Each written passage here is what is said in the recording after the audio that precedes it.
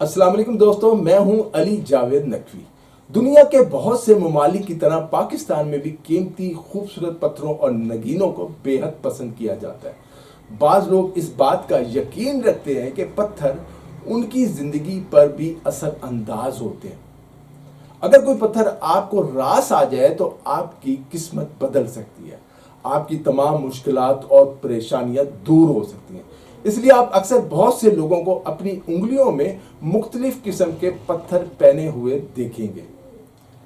شاید آپ کو یہ بات سن کر حیرت ہو، پاکستان میں بہت سے ایسے قیمتی پتھر پائے جاتے ہیں جو سونے سے بھی زیادہ مہنگے ہیں۔ عالمی مارکیٹ میں چھوٹے چھوٹے پتھروں کی قیمت لاکھوں روپوں میں ہے۔ ان نایاب پتھروں کی پوری دنیا میں مانگ ہے۔ پاکستان کی طرح بہت سے دوسرے ممالک میں بھی پتھروں کو پہننا نیک شگون سمجھا جاتا ہے۔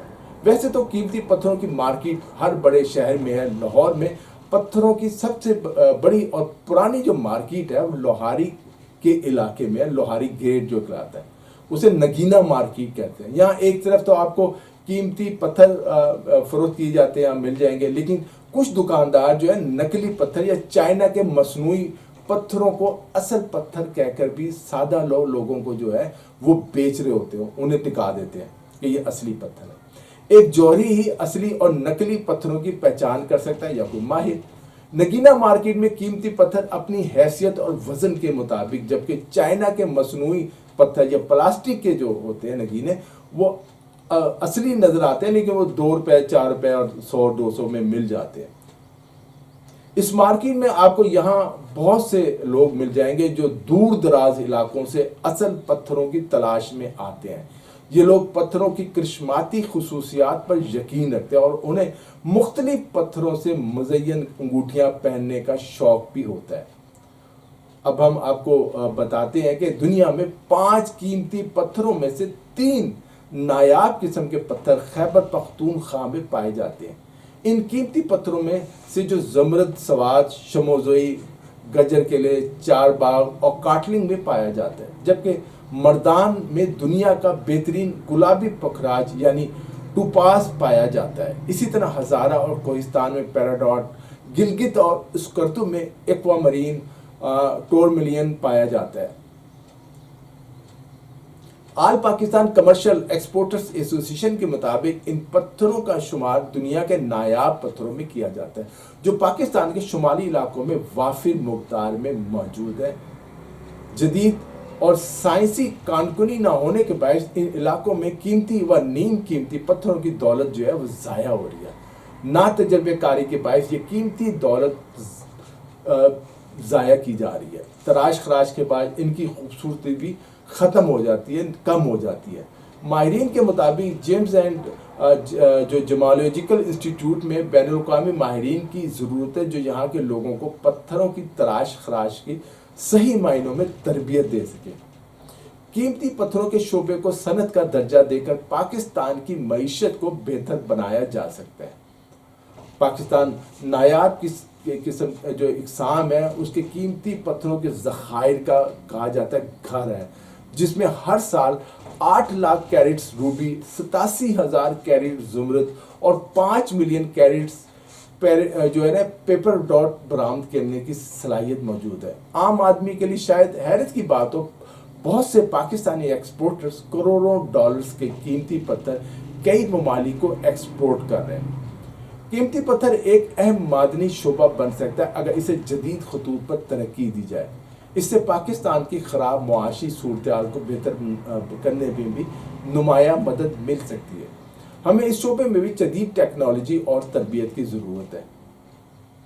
خیبر پختونخوا کے جیمز اسٹون کی امریکہ، جرمنی، فرانس سمیت یورپی اور خلیجی ممالک میں کافی مانگ ہے کیونکہ ان پتھروں کی ساخت اور صاف اور واضح ہے، جبکہ انڈیا کے پتھروں کی ساخت صاف نہیں، انہیں پسند نہیں کیا جاتا ہے۔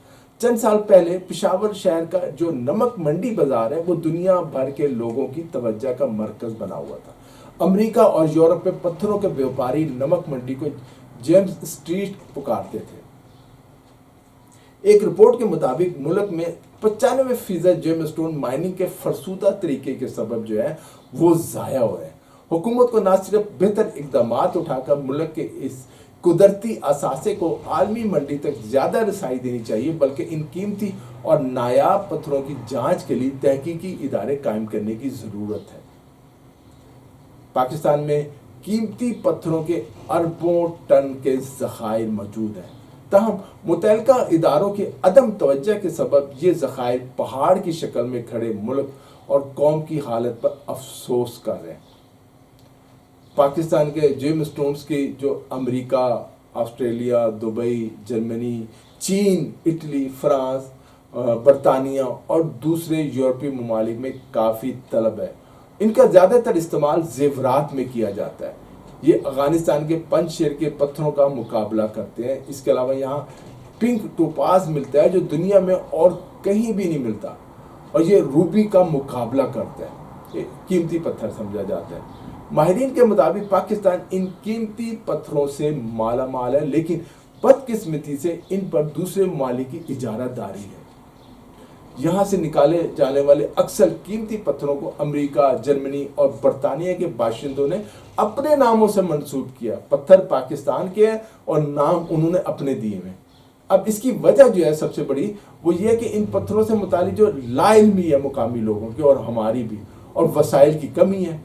मादनियात जो है यहाँ पाकिस्तान में है और इनके जो इंस्टीट्यूट है वो जर्मनी और अमेरिका में है। ये हमारी बड़ी बदकिस्मती है।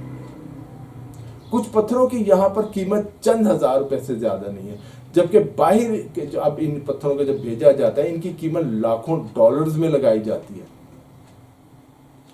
पाकिस्तान में अब भी सैकड़ों इक़साम के जो है मज़ीद नायाब और कीमती पत्थर मौजूद हैं, जिनके बारे में तहकीक, समझ और महारत हासिल करने की ज़रूरत है। मुल्क में 95% जो है पत्थर और उनकी माइनिंग के जो है ना, यानी पत्थर निकालने का जो तरीका है वो फरसूदा पुराना है, जिसकी वजह से जो कीमती पत्थर है वो ज़ाया हो रहे हैं। हुकूमत को न सिर्फ बेहतर इकदाम उठाकर मुल्क के इस कुदरती असासे को आलमी मंडी तक ज़्यादा रसाई देनी चाहिए, बल्कि इन कीमती और नायाब पत्थरों की जाँच के लिए तहकीकी इदारे भी कायम करने की ज़रूरत है।